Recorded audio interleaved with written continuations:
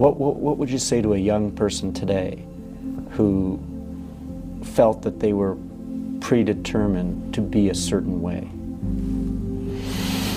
You've already quit.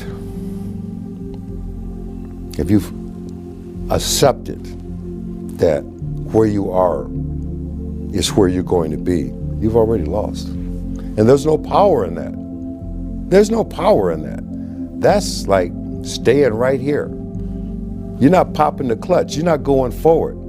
You've made a choice to just stay here. And that's your responsibility. And I'm not saying it's going to be easy. I'm not saying there are not challenges, problems, obstacles, issues, fears. But when you quit right here, you're right. This is where you're going to be. You never quit. Quitting is not an option. We're the lucky ones. A point made by Richard Dawkins. We're the lucky ones. We're the ones who get to die because you only get to die for having lived. Most people who could ever exist will never even be born. So no matter what your lot is in life, if you have a disease or you have cancer, you're crippled, whatever is the thing, at the end of the day, you're alive, not dead, nor not having ever been born. So take every occasion you can to smell the flowers, to drink in the sunsets and the sunrise and the majestic sky above you that they cradle through the nighttime hours, and celebrate life because you won the lottery. Embrace the process. You say, Dwayne, what process? Life. Life. Embrace the journey and the process of life. You only get stronger hiking by going uphill. Nobody gets stronger hiking by just going downhill.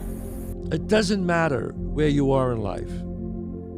It really doesn't. Because the great thing about life is it's always your next move. Your next move that counts. No matter where you are. You could be, look, I was dead broke. My electric bill was being shut off. And there were people even like worse off than I was. It doesn't matter. How do you love yourself, Luis? Because I talk about it all the time. So I made a list of how to love yourself.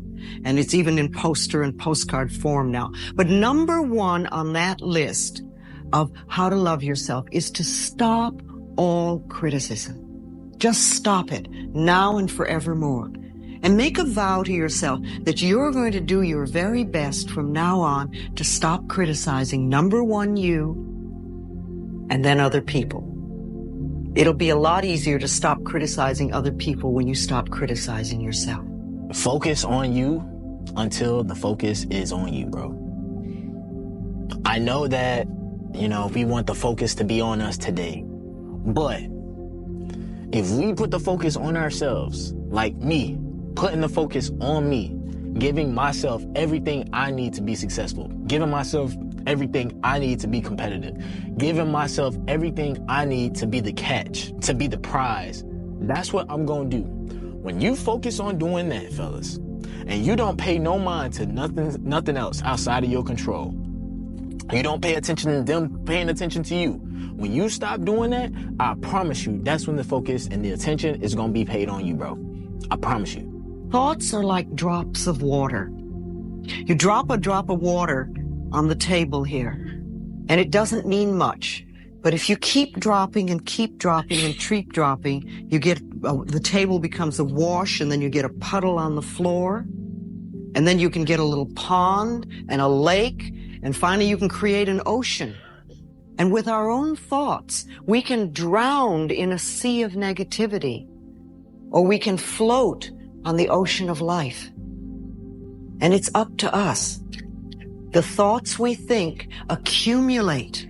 And what sort of puddles are you standing in? Or are you up to here? Or are you up to here and trying to paddle? What are you doing to yourself? When we're willing to change our thinking, We can change our experiences. And it doesn't matter if you've got a big puddle of negative thoughts. You know, you can move over here and create a puddle of mindfulness, positive thoughts. You can make changes, always. So you want to turn those fear thoughts into positive affirmations. Let them work for you. Do you believe that every person has the ability to choose the right path, the spiritually enlightened path? Absolutely.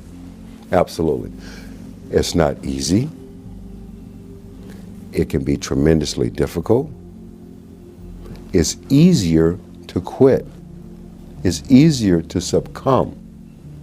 It's easier to give in. But to go forward, that's tremendously difficult. You have to be bold to do that, to say, no, this is not where I'm going to be. I often think of another person. This woman and I are the same exact age, same zodiac sign, went to the same elementary school, and lived a half a block away from each other in my hometown, Milwaukee, Wisconsin. There was nothing in our environment that said I was going to go on to become Chris Gardner and she was going to go on to become Oprah Winfrey. There was nothing there. We chose. And there are a lot of people in this world who have also chosen. That's one of the things I've learned, this part of the journey in life. So many of us have chosen. And one of the most important things that we have chosen is to break these various cycles. Cycles like links in a chain. We've chosen to break these cycles. We've chosen that, you know what? Whatever was an issue or a challenge or a problem for me does not have to become generational and get passed on to my children. Until you say, yeah, I'm gonna take action. Nothing changes if nothing changes, man. And I'm not preaching at you. I'm just, I just want to remind you, because I've spent a lot of time in my life sitting around wanting things to change. And not being able to make them change, and not thinking I could.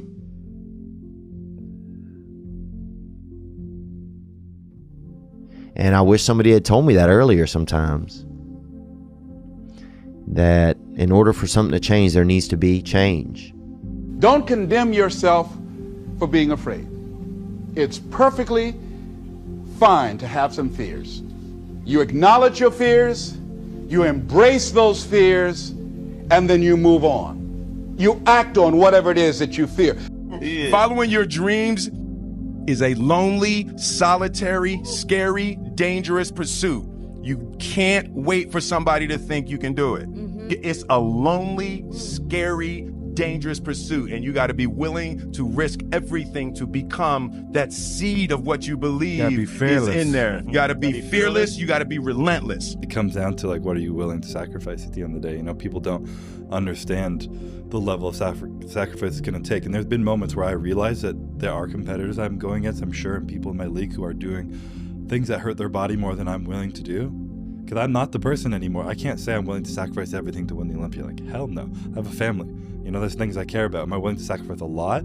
My own, like, selfish mental peace and a lot of joy and a lot of things and working really hard? Absolutely. But my health, taking years off my life to not be with my family and stuff, those are the things that kind of, like, hold me back now. And is that going to make me better or worse? I don't know. But again, you know, I've always focused on building my own definition of what success means to me. He says, imagine you're on your deathbed, and standing around your deathbed are the ghosts representing your unfulfilled potential.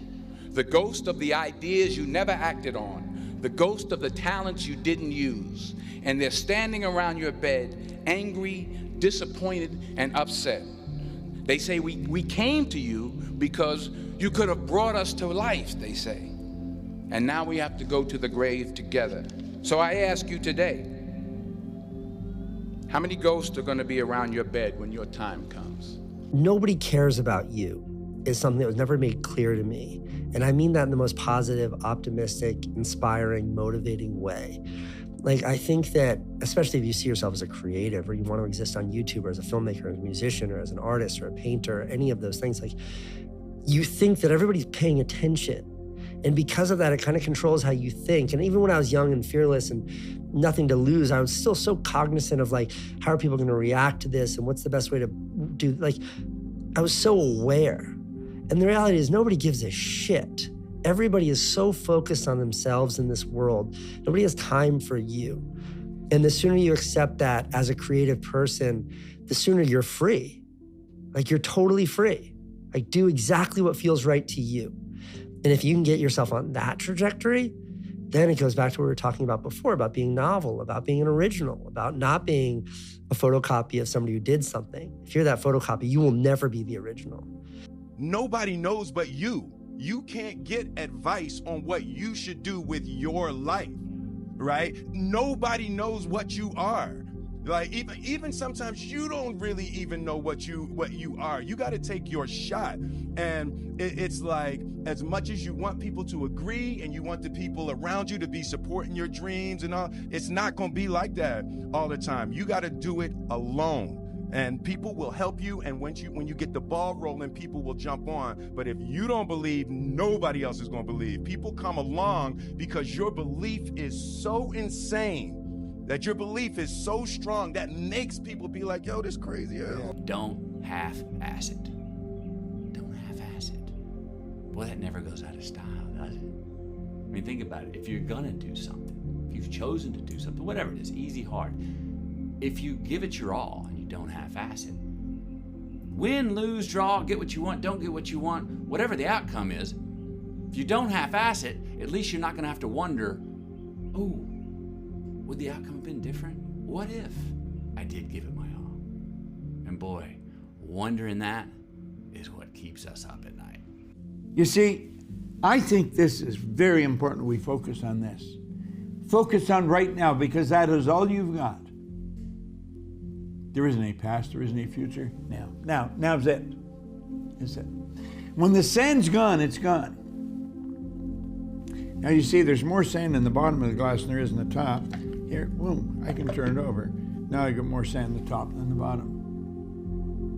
You can't do that with your life. I can do it with a sand timer, but I can't do it with my life.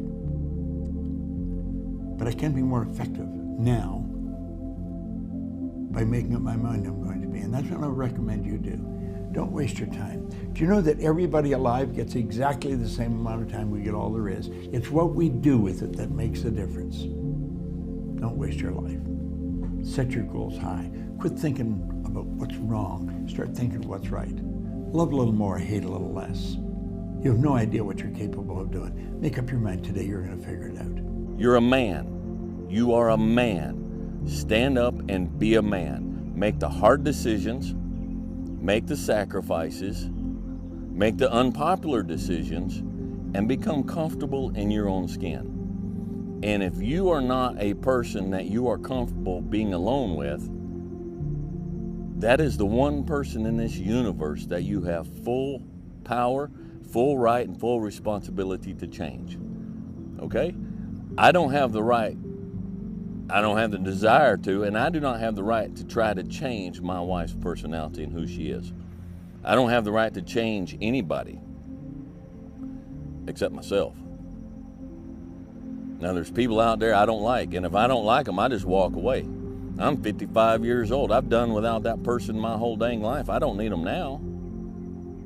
And I don't have the right or the desire to try to change them. But if I don't like me, if I'm not comfortable being with me, well, that's a different story. A man's most valuable, most important resource is his good name. If a man ain't got a good name, he ain't got nothing. So don't lie. Be respectful. Be respectful to others. Be respectful to your elders. Even if they're not respectable, they still been through life enough. Their position earns them what their behavior wants. If you're talking about young men that might not have any direction right now, go do something that's hard. Go try and accomplish something that's hard. You may win, you may lose, you may succeed, you may fail. I'll tell you what, you'll be better. If you avoid those things that are hard, if you don't accept that challenge, if you don't step up and step into that cold water, and you sit on your couch and eat Doritos, I can tell you this is not a good move. This is not a good move. Don't do that. Don't do that. Just get up, move towards that challenge, whatever that challenge is. Move towards that challenge and go attack it. And you may be successful and you may not be successful, but you will be better. And the next challenge, you're gonna be more prepared for. And the next challenge after that, you're gonna be even more prepared for. And you're gonna fail, and you're gonna fail, and you're gonna fail, and you're gonna fail, and then you're gonna win. If you're gonna do it, do it. Say what you can do what you say. If you can't do it, don't say you can do it. Don't over-leverage yourself. Don't over-leverage a decision and then jump in and kind of dip a toe. I think I'll try it out. No, think if you're going to try it out beforehand, but when it's time to go, dive. Finish it. Find out. Come out the other side. Don't leave it and go, ooh, if I just would. That keeps me up at night. I think it keeps a lot of us up at night. When you half-ass something and you just don't know whether you failed or succeeded, got what you want or didn't get what you want. Finding out and looking in the mirror and going, I didn't half-ass it. I went all the way. I found out, and that ain't for me. Or I found out, and you damn right that is for me. That's a great place to get to. The more time you spend alone with yourself, the more time that you will be able to understand who you are. When I mean understand who you are, I'm talking about without any outside interference, without any friends, without any peer pressure of wanting to be like someone else. The more time you spend alone, you're going to figure out, okay, what your purpose is. And I say that because of this. God will talk to you. You start seeking in those moments of not having any outside distractions. What happens is things become clear. Clarity sets in. And you're able to make decisions not based on what you saw that day or what you heard that day or what that person may have said to you. You're able to make decisions based on how you feel internally. Okay? Man, I've trained 99% of my life alone. No one pat me on the back. I did all of the work alone. And while I'm still hard on myself, I know what I did. So whenever times get bad for me, people, all this, who's gonna carry the boats and law? That's real. I hate that people know me for that guy, because that guy is not every fucking day. Like when they see me, they want that energy. That's not me every day.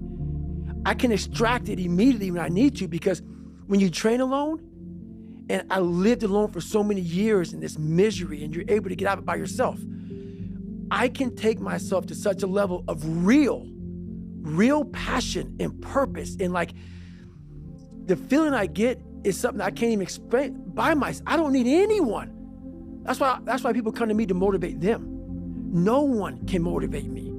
I get happier about the harder it is because I know that no one else will follow. It's a selection effect. And I think if you can shift from this is hard to no one else will be able to do this, then it flips from being this thing that you're like, oh, poor me, to oh, poor everyone else who's going to have to fucking try. Yeah. And I think that is so much more motivating as a frame for the exact same circumstance.